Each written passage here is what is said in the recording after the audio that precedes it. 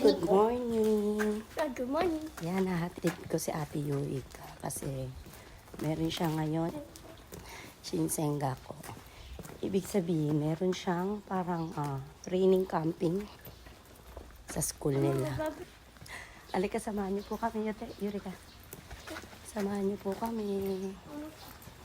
Mutay di siya, mami ganso. Ayan, siya talaga nagbibit-bit ng kanyang dalahin kasi sabi sa school, kailangan daw sila magbibit-bit ng kanilang isa na sa mga training yun. Ay, ayun. Bit siya. Diba?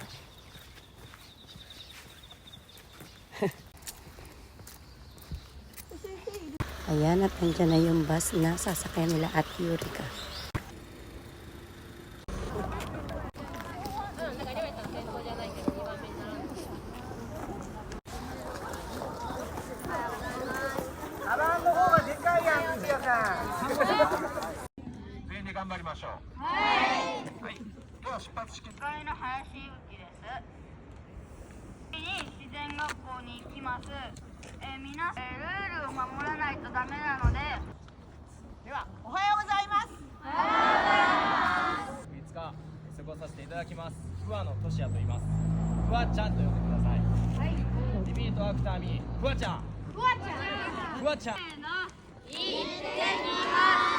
Irasya.